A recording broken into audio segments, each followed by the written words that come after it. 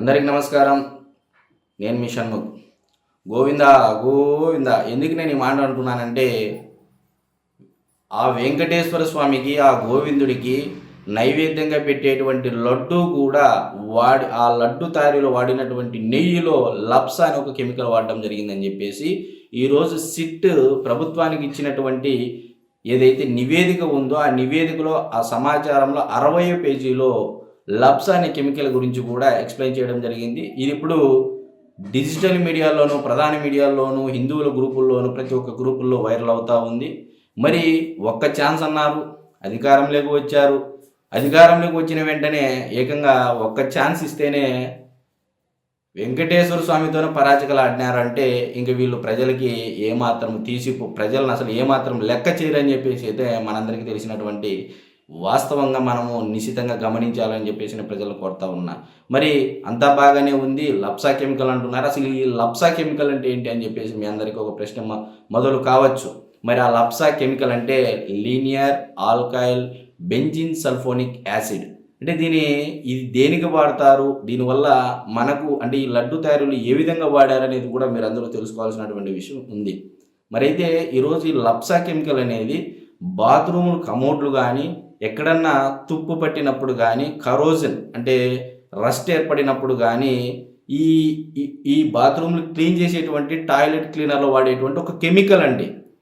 ఈ కెమికల్ని ఏకంగా రసాయనాలతో కూడినటువంటి నెయ్యిలో ఇది కలిపారు అని చెప్పేసి ఈరోజు సుప్రీంకోర్టు ఆధ్వర్యంలో ఏర్పాటు చేసినటువంటి సిట్ ఈరోజు ప్రభుత్వానికి ఇచ్చినటువంటి నివేదికలు క్లియర్గా 60 పేజీలు నీట్గా ఎక్స్ప్లెయిన్ చేయడం జరిగింది. కాబట్టి ప్రజలారా, ఆంధ్రప్రదేశ్ రాష్ట్ర ప్రజలారా, ఈవెన్ వైఎస్ఆర్సీపీ పార్టీలో కూడా వెంకటేశ్వర స్వామి భక్తులు ఉంటారు. వైఎస్ఆర్సీపీ పార్టీలో ఉన్నటువంటి శ్రేణులు, కార్యకర్తలు కూడా వెంకటేశ్వర స్వామి భక్తులు ఉంటారు. అయా పార్టీలకు అతీతంగా, కులాలకు అతీతంగా, మతాలకు అతీతంగా, ప్రాంతాలకు అతీతంగా మనమందరం ఆలోచించుకోవాల్సినటువంటి సమయం ఆసన్నమైంది. కేవలం ఒక వ్యక్తి కోసం, ఒక వ్యక్తి అధికారంలో రావడం కోసం ఈరోజు వెంకటేశ్వర స్వామి యొక్క ప్రసాదాన్ని కల్తీ చేశారు అంటే ఇంకా ఇంతకంటే దిగజారుడుతనం ఏముంటుంది అని చెప్పేసి ఈరోజు ఆంధ్రప్రదేశ్ రాష్ట్ర ప్రజలలో ప్రతి ఒక్కరు చర్చ జరిగేటువంటి అవకాశం ఖచ్చితంగా జరగబోతా ఉందని అయితే మనం ఖచ్చితంగా చెప్పొచ్చు. కాబట్టి ఒక్కసారి ఛాన్స్ ఇస్తేనే ఏకంగా గతంలో ఇదే దివంగత నేత రాజశేఖర రెడ్డి గారు ఆయన అధికారంలోకి వచ్చిన వెంటనే 7 కొండలు కాదు 2 కొండలు అని చెప్పేసి జీవో ఇచ్చాడు. ఆయన కూడా వెంకటేశ్వర స్వామితో ఆటలాడడం జరిగింది. ఇప్పుడు ఆయన యొక్క కుమారుడు వైఎస్ జగన్మోహన్ రెడ్డి గారు ఏకంగా వెంకటేశ్వర స్వామికి పెట్టేటువంటి ప్రసాదమే ఏకంగా పాలు వెన్న లేనటువంటి నెయ్యిని వాడడం జరిగింది. రసాయనాలతో కూడినటువంటి నెయ్యి వాడడం జరిగింది. ఈ నెయ్యిలో రసాయనాలే కాదండి, ఏకంగా బాత్రూమ్లు క్లీన్ చేసేటువంటి టాయిలెట్ క్లీనర్లో వాడేటువంటి కెమికల్ లప్సా అనే కెమికల్ని ఈ నెయ్యిలో వాడడం జరిగింది. ఇంతకంటే నీచం ఉంటుందా అని చెప్పేసి రాష్ట్ర ప్రజలు నేను మీడియా ముఖంగా అడుగుతా ఉన్నా. అతి ముఖ్యంగా వెంకటేశ్వర స్వామి భక్తులు కూడా వైఎస్ఆర్సీపీ పార్టీలో ఉంటారు. అయ్యా మీరు ఒక వ్యక్తి కోసం, ఒక వ్యక్తి అధికారం కోసం మీరు ఆ పార్టీలో ఉన్నారు, నేను తప్పు పట్టట్లేదు. కానీ ఈరోజు వెంకటేశ్వర స్వామి పార్టీలకు అతీతంగా, కులాలకు అతీతంగా, మతాలకు అతీతంగా, ప్రాంతాలకు అతీతంగా ఆయన అందరి ఆరాధ్య దైవము.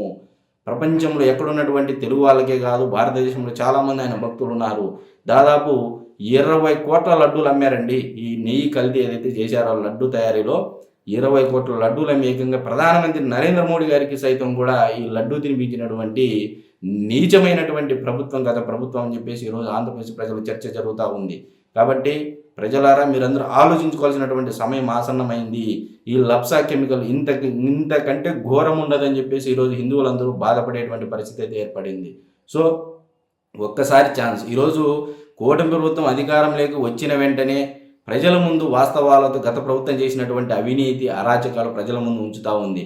ఒకవైపు కూటమి ప్రభుత్వం అధికారంలోకి వచ్చిన వెంటనే సూపర్ 6 సూపర్ హిట్ చేసుకునే విధంగా ఇంకా తన యొక్క ఓటు బ్యాంకు శాతం పెంచుకుంటూ ముందుకు పోతా ప్రజలలో సంతృప్తి స్థాయిని పెంచుకుంటూ పోతూ ఉంటే, మరొక వైపు వైసీపీ ప్రభుత్వం ఏమో రప్ప రాజకీయం చేసుకుంటూ చేసిండేది అసలు ఈ చేసినటువంటి మహాపాపమును సమర్థించుకుంటూ అసలు మేము జంతువులకు వాళ్ళేదు రసాయనాలకు కూడినటువంటి నెయ్యి వాడామని చెప్పేసి బుకాయింపు చేసేటువంటి ప్రయత్నం వైఎస్ఆర్సీపీ పార్టీ చేయడము ఒక నీచమైన చర్య, ఒక నీచమైన పని అనేది ఈరోజు ప్రజలందరూ నిశ్చితంగా గమనించేటువంటి పరిస్థితి అయితే నెలకొంది. కాబట్టి నేను చెప్పేది ఏంటంటే ఈ సూపర్ 6 హిట్ అయింది. మరి లడ్డు ఏదైతే కల్తీ నెయ్యి వాడడం జరిగిందో ఆ కల్తీ నెయ్యిలు సూపర్ 6 మనుషుల్ని ఈరోజు ప్రభుత్వం వాస్తవాలతో ప్రజల ముందు ఉంచింది. ఎవరయ్యా సూపర్ 6 మనుషులు అంటే ఈరోజు గతంలో పనిచేసినటువంటి భూమన కరుణాకర్ రెడ్డి గారు, వైవి సుబ్బారెడ్డి గారు, ధర్మారెడ్డి గారు, అనిల్ కుమార్ సింఘాల్ గారు, బాలాజీ గారు, మరి అదేవిధంగా మొత్తం 6 మంది వ్యక్తులు ఈ దాంట్లో ప్రధాన సూత్రధారులు, పాతధారులు అని చెప్పేసి ఈ సూపర్ 6 మనుషుల్ని ఈరోజు ముందు పెట్టడం జరిగింది. కాబట్టి ప్రజలందరూ సున్నితంగా గమనించాలి. రాష్ట్రంలో రప్ప రాజకీయాలకి లేకపోతే ఒక్కసారి అధికారంలోకి వచ్చిన వెంటనే ఈరోజు ఎన్ని జరుగుతున్నాయో తవ్వే కొద్ది తవ్వకాలలో పురాతన లింగాలు, లేకపోతే పురాతన దేవాలయాలు, లేకపోతే పురావస్తు శాఖకు సంబంధించినటువంటి ఆధారాలు బయటపడతాయి. కానీ ఈడ తవ్వే కొద్దీ అవినీతి, అక్రమాల, అరాచకాలు బయటపడతా ఉన్నాయనేది ఆంధ్రప్రదేశ్ రాష్ట్ర ప్రజలు పార్టీలకు అతీతంగా గమనించాలి నిశ్చితంగా అని చెప్పేసి నేను మీడియా ముఖంగా కోరుతా ఉన్నా. అందరికీ నమస్కారం.